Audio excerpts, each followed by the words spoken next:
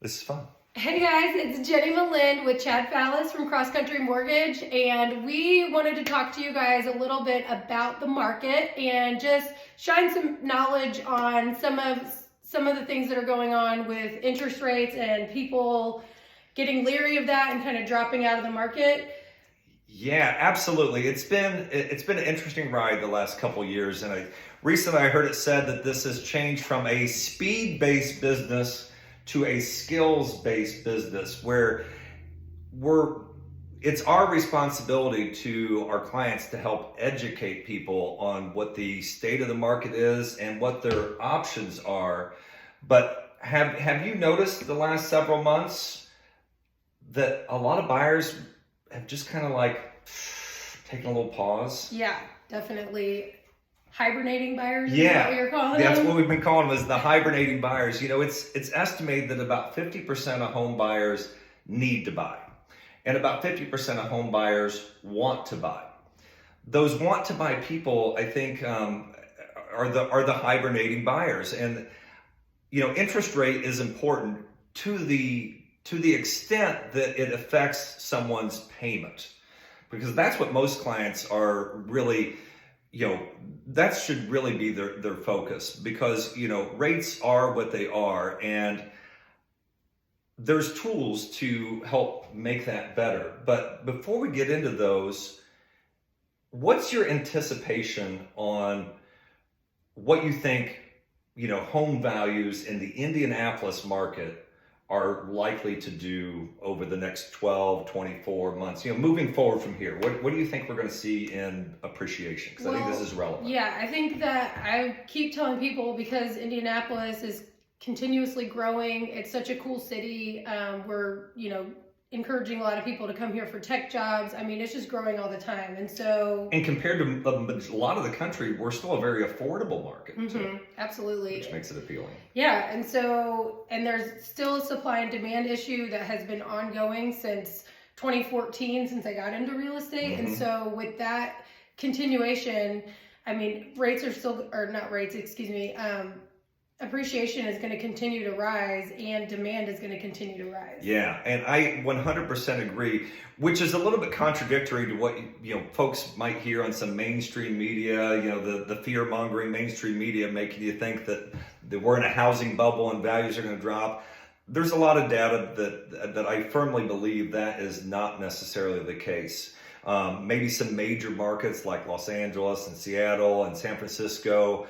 But here in Indianapolis, the projections that I've been seeing, that I believe are very realistic in the state of looking at the totality of the situation, is for the moderately priced home, that $2 to $5, $600,000, $700,000 house, that we're anticipating we're going to see appreciation of about 4% a year for the next 2 or 3 years. Now, we saw a lot more than that back in 2020 and 2021, but that's some predictions that I've heard is about 4% a year. Does that seem realistic to you? I think that's... I think it is too. And the reason why I think this is relevant for those buyers that are waiting, those hibernating buyers that still want to buy, is they're actually costing themselves money. So let's think about this. Let's take a $400,000 house, and if it did go up by the projected 4% over the next year, a year from now, that house would cost them $416,000. And if they waited to purchase, they're having to pay that extra $16,000. Oh, yeah. Yep. Whereas if they purchase now, they're going to get the benefit of that appreciation. Right. And I think that also the market, because of the interest rate slowing down, I keep telling people this is a great time to buy while everybody else is sleeping. You actually have some time. Inventory stays on the market for a little bit longer. The market has neutralized some. People are more negotiable. Sellers have to play the game a little bit. And so, people who come to me and say they just can't afford what, they wanted when the rates were super low, there are strategic plans in place and different strategies that people like Chad, why we use them for specific, everybody has a specific situation. And so there are different strategies that you can use to your advantage. So now we've covered kind of part of the wisdom of buying now and not waiting. The fact that we do expect home values to appreciate. The very real fact that it's a lot easier for buyers right now than it's been for the last 2 years or prior to earlier this year, where they were having to be so aggressive, and the idea of negotiating a price reduction or a seller concessions was just not realistic before. Right. And the tool that one of the tools, the one that I think is really relevant for our current market, is called a temporary buy down. Mm-hmm. So imagine the scenario that I kind of prepared for us. Let's say someone's rate should be right now 7%, which, by the way, in the last couple of days, rates have actually been improving. For most people, be a little lower than 7, but just play along with the example. So $400,000 house with a 10% down payment. Let's say the rate should be 7%, but we're looking at what's called a 2-1 buy down for them. And how a 2-1 buy down works is for the first year, payments 1 through 12, their payment is based on as if the rate was 1% lower. For the second year, payments 13 through 24, their payment is based on as if the rate was 1% lower. So that's why it's called a 2-1 buy down. But what does that really mean? Because again, I think it's important to focus on payment, not so much on rate, because that's what you have to pay each month. On that example, $400,000 buyer, 10% down.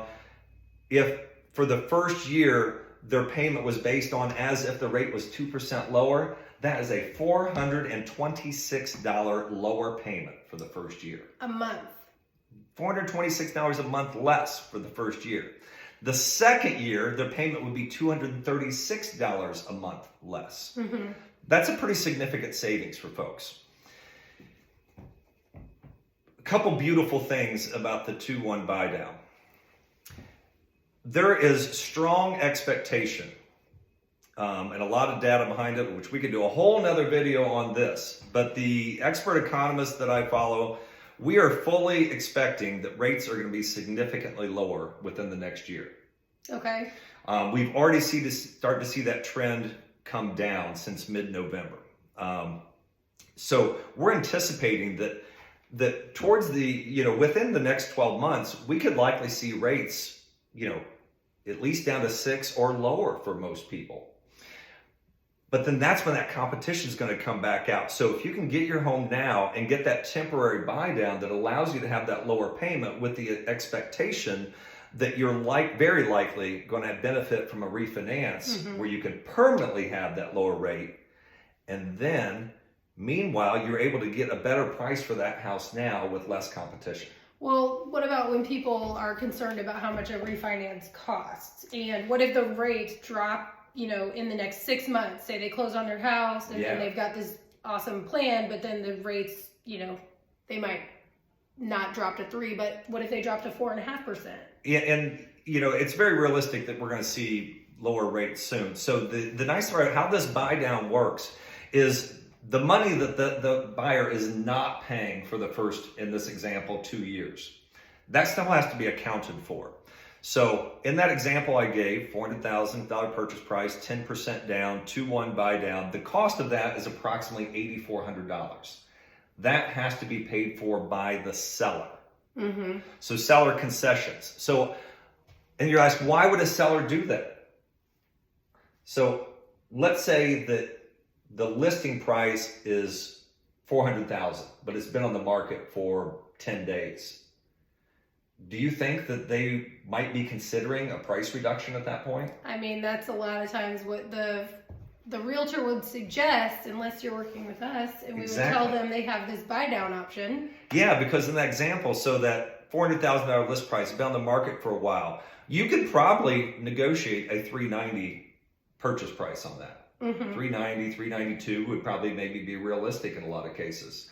But instead of negotiating that lower price, you negotiate for that buy down, which would cost about $8,400, has to be paid for by the seller.